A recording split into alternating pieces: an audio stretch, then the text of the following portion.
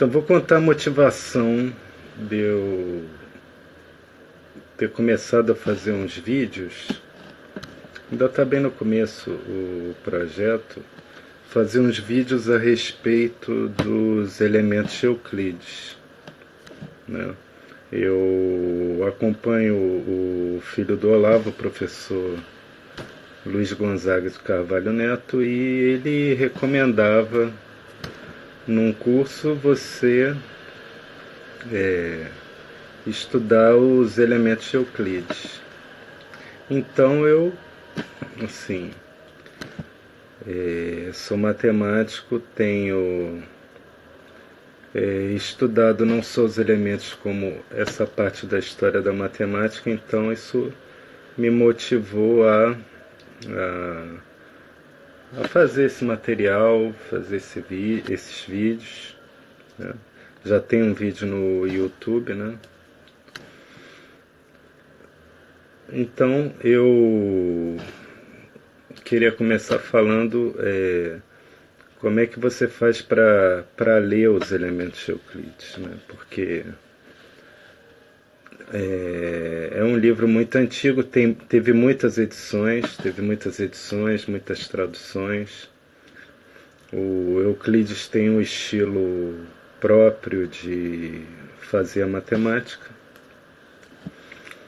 E durante um certo tempo, as pessoas começaram a traduzir os elementos de Euclides de uma maneira que não era muito fiel a esse espírito, a essa maneira dele escrever, né? Esse estilo dele.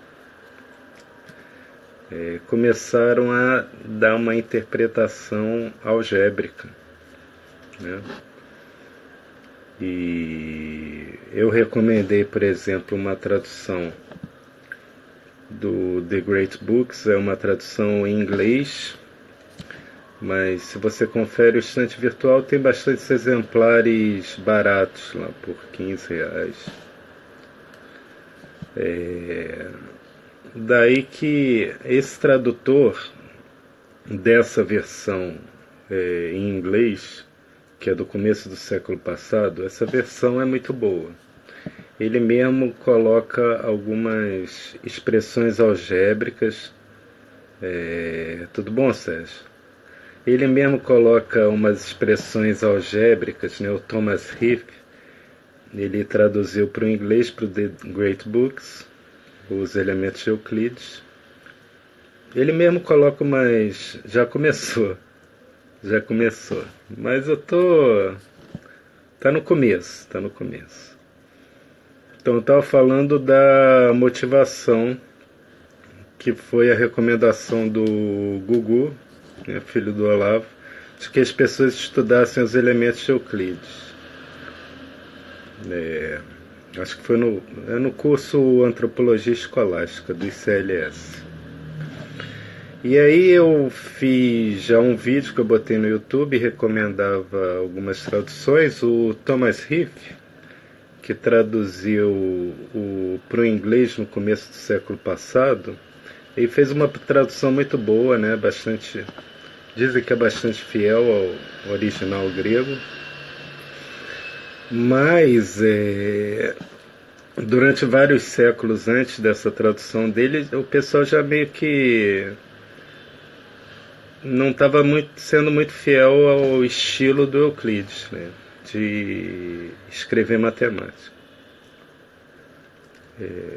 Ele mesmo dizia, né, que essa visão algébrica não era muito fiel. Ele mesmo dava o braço a torcer, né? Apesar da edição dele ter alguns comentários assim que tentavam mostrar algebricamente o que significavam alguns resultados. Então foi uma coisa que começou aos poucos, do começo do século passado até hoje, essa reação a essa tradição que estava se formando de você tentar traduzir os resultados de Euclides de uma maneira algébrica. Já no começo, já em 1500 e pouco, teve um matemático holandês, Simon Stevin, que ele, por exemplo, pegou o livro 10 de Euclides e ele resumiu dizendo que era um livro a respeito de uma determinada equação algébrica. Por exemplo, eu vou fazer um teste aqui, vou tentar mudar aqui. Então, era essa equação. O livro 10 de Euclides é a respeito dos incomensuráveis. E aí você dizer que é a respeito de uma equação desse tipo, né, você já está bem longe do que o Euclides está tentando fazer.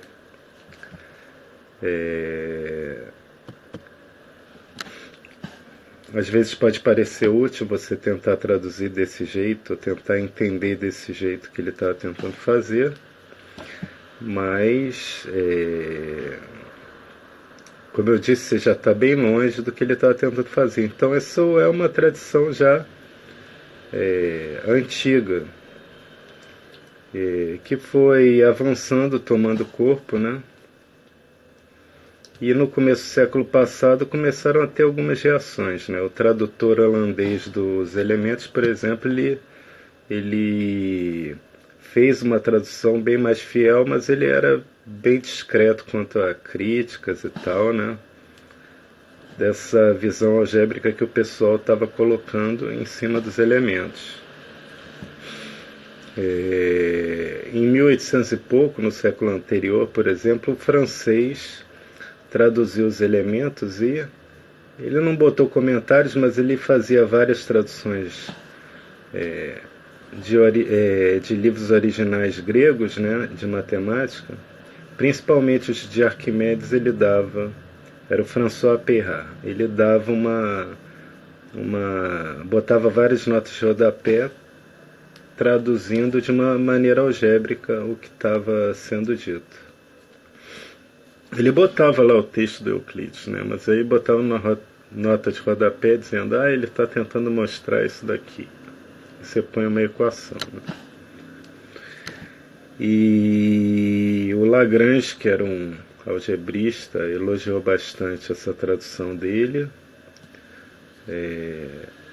E aí o Paul Tannery, por exemplo, é um historiador francês, estudava história da ciência.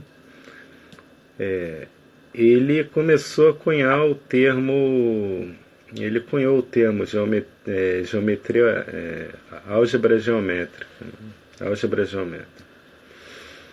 E aí as pessoas começaram a tentar estudar. Na Babilônia você tem os primeiros exemplos de problemas algébricos nos tabletes que o pessoal encontrava, e o pessoal começou a estudar, né, essa origem babilônica, não sei o que, deve estar nessa álgebra aí babilônica.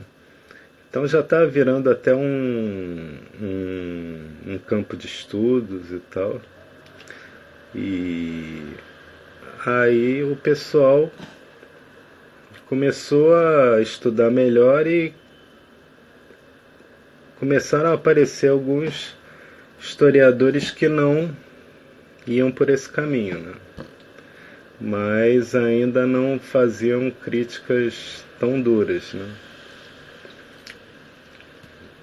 Então formou um campo de estudo, teve toda uma literatura a respeito dessas origens babilônicas e tal, que não se sabe ao certo, assim. Começou com Tales e Pitágoras, né?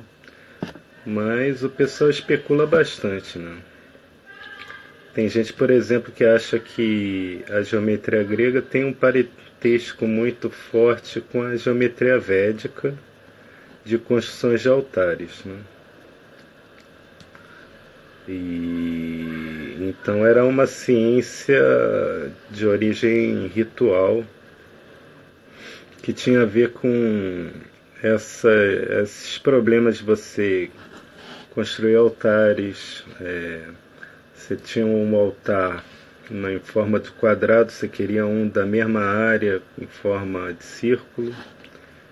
Daí teria originado esses problemas de quadratura de círculo e problema inverso, né? Você tem um quadrado de determinada área achar o círculo com a mesma área. E aí no meio do século passado o pessoal houve uma polêmica, né? Para quem acha que esse mundo acadêmico e até de revistas científicas não tem discussões ferozes assim, o pessoal não se bate, teve uma grande polêmica que foi um historiador romeno, né, o Unguro. Ele escreveu um artigo falando que a história da matemática grega tinha que ser reescrita porque tinham traído Euclides, né? Já não estava entendendo o que ele fez nos termos que ele fez, né? E aí foi uma tremenda polêmica. O cara recebeu várias respostas no próprio periódico em que ele escreveu isso. Ele publicou, foi no Archive for the History of Exact Sciences, que é um dos maiores periódicos da área, né? Então, um artigo de 48 páginas, e ele bate muito nesse problema, nessa tradição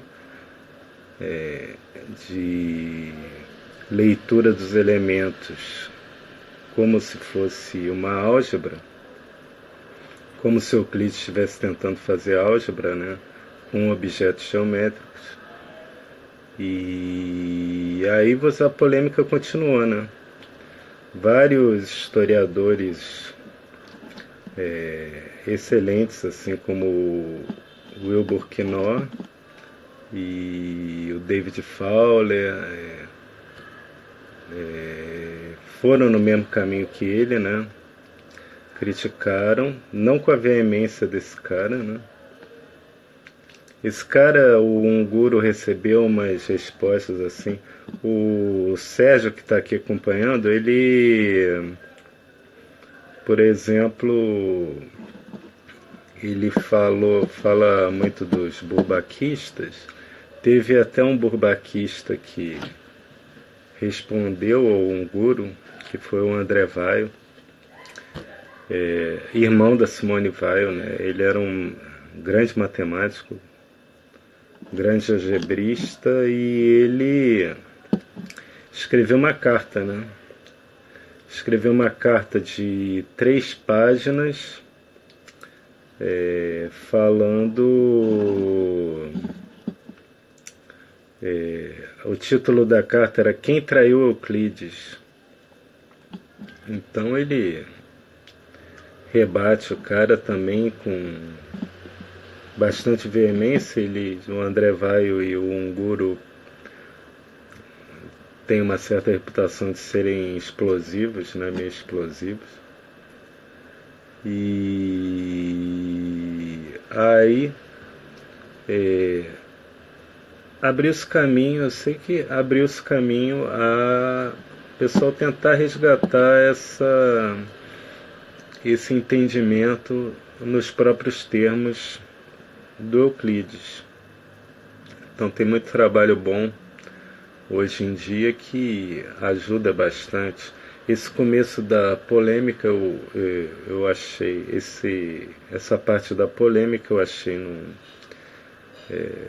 tem descrita num artigo de um grande historiador que é o Gratan Guinness, historiador da história da matemática, e ele conta dessa polêmica toda e dá vários argumentos por que você não pode fazer uma leitura algébrica dos elementos. E aí você tem o Eubor Quinault, David Fowler, né, Jacob Klein, muita gente boa começou a tentar entender nos próprios termos que são bastante específicos, né, bastante difíceis de ler mesmo. Porque, por exemplo, o Euclides, em nenhum momento dos elementos ele calcula uma área, né? Ou mostra como é que se calcula uma área. Então você trata os objetos geométricos muito de uma maneira muito diferente dos números, né? Dos números naturais, 1, 2, 3, 4.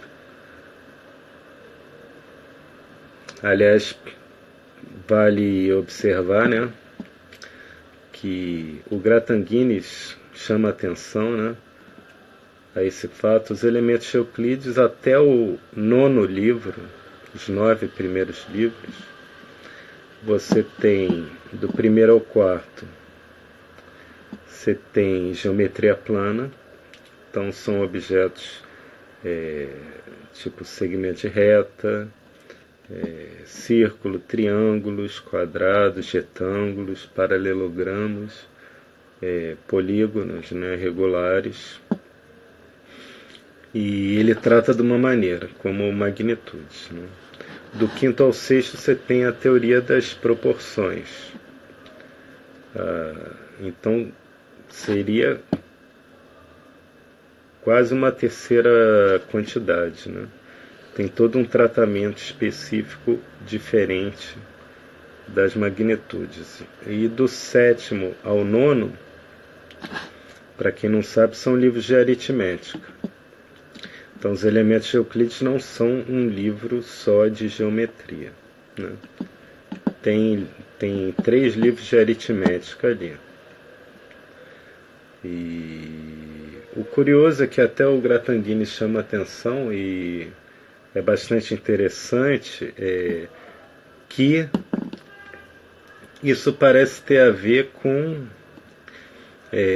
3 ciências do quadrivium, né? A aritmética e a geometria seriam temas dos 4 primeiros e do